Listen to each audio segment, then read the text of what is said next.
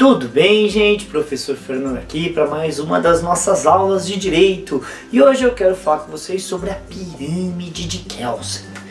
Gente, o que acontece? Nós temos, muitas leis.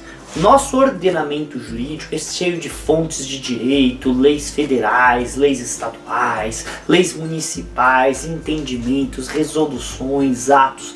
E é muito complicado para o leigo entender como usar toda essa bagunça legislativa, ordenamentos e ordens que existem.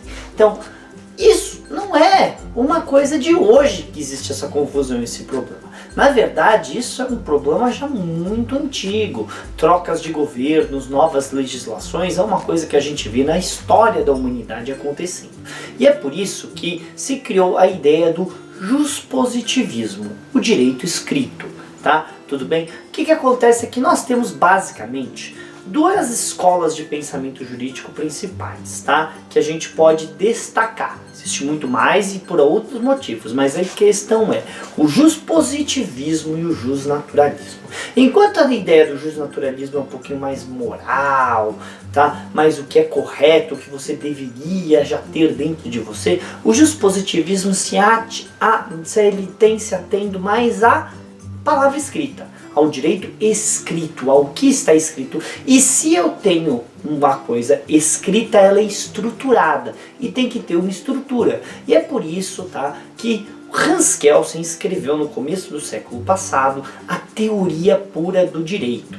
Hans Kelsen, que era um jurista austríaco, escreveu essa teoria para conseguir organizar a coisa. E a gente fala que elas se inserem nos cânones do direito juspositivista. Ele escreveu isso na Alemanha.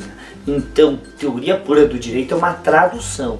O dia que eu falar alemão, eu consigo ler o nome disso de verdade. Até lá a gente vai ficar com teoria pura do direito, tá bom? Então sempre que nós pegamos as leis, a gente precisa entender o que é mais importante, o que manda, o que vem, o que não vem.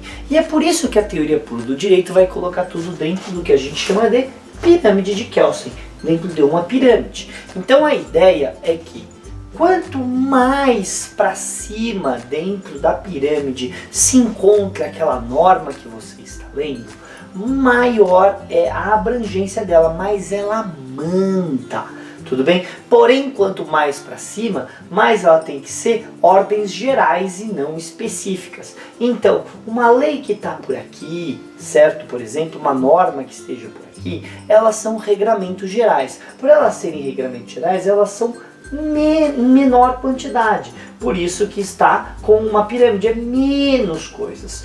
Mas agora, quanto mais para cá, já vai entrando em coisas mais específicas. Vai entrando nos códigos, vai entrando nos atos, certo? E aí tem que existir vários e vários deles, para conseguir fazer funcionar. Então, esse ato que está aqui embaixo tem que obedecer tudo que está em cima dele, senão ele pode ser ilegal ou inconstitucional. Mas ele é mais específico. Aqui em cima não. Aqui, regramentos gerais. Por isso que tem mais atos, menos leis aqui. Então, uma pirâmide, E quem são, que a gente pode identificar no direito brasileiro, essas pessoas da pirâmide? Vamos lá.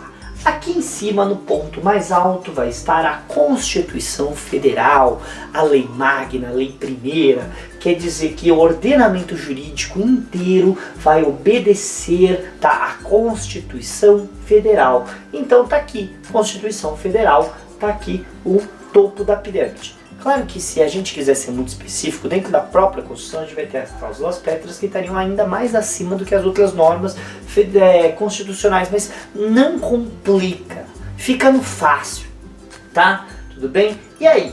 Depois aqui embaixo, nessa segunda faixa, a gente vai ter as leis complementares. As leis complementares têm esse nome porque elas vêm complementar a Constituição.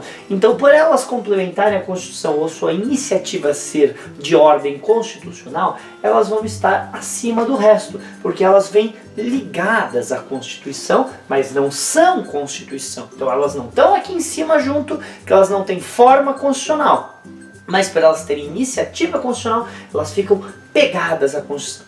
E aí a gente vai ter aqui as leis ordinárias. Lei ordinária, tem muita lei ordinária, é Código Penal, é Código Civil, é Código Processo Civil, é CLT, meu Deus do céu, como tem coisa, tá? O importante é você saber que as leis ordinárias são as leis comuns, as leis normais, tá? Tudo bem? Elas são as leis que o legislativo, por iniciativa própria, faz, ou às vezes até mesmo a população. Isso mesmo, é possível, tá? A população ter iniciativa legislativa, mas a gente deixa isso para outra aula, tá? Tudo bem? Então tá aqui as leis ordinárias. Abaixo das leis ordinárias a gente vai ter medidas provisórias e leis delegadas. De verdade, as medidas provisórias e leis delegadas não estão no mesmo patamar da lei ordinária, exatamente por causa que elas normalmente são iniciativa do chefe do executivo. Então, por essa iniciativa, tá, e esse ordenamento ser feito pelo chefe do executivo e não pelo poder legislativo, então a gente vai falar que ele tá aqui, ó, tudo bem? Tá aqui embaixo delas, tá? Porque são leis,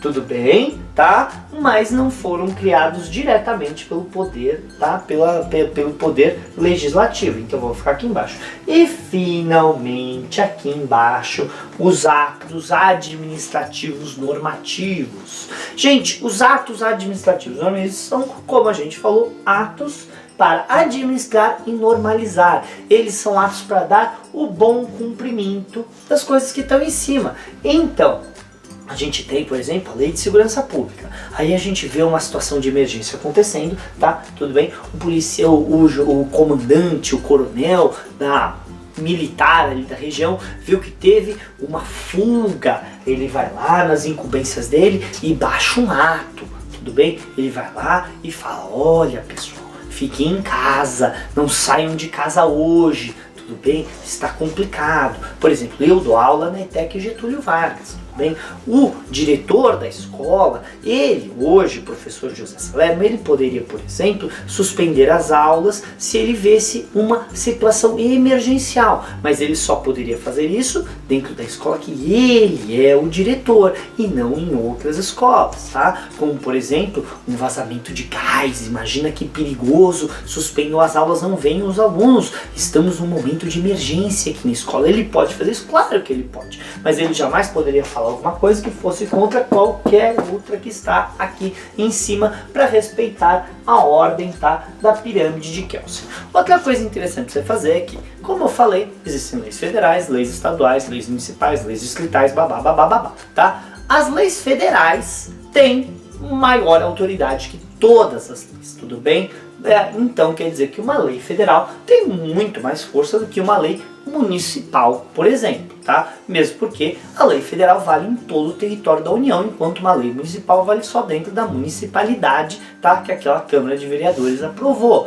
Isso não quer dizer que uma lei federal tem competência para legislar coisas específicas dos estados e dos municípios, como, por exemplo, como eu falei, dou aula na ETEC Getúlio Vargas, ligada ao Centro Paula Souza, que é a Secretaria de Desenvolvimento do Estado de São Paulo. Então, nós temos que obedecer diversas leis federais de ensino, por exemplo, lei de diretrizes e bases. Agora, casos específicos do Centro Paula Souza, tá, não vão ser decididos por leis federais. Já leis estaduais, sim.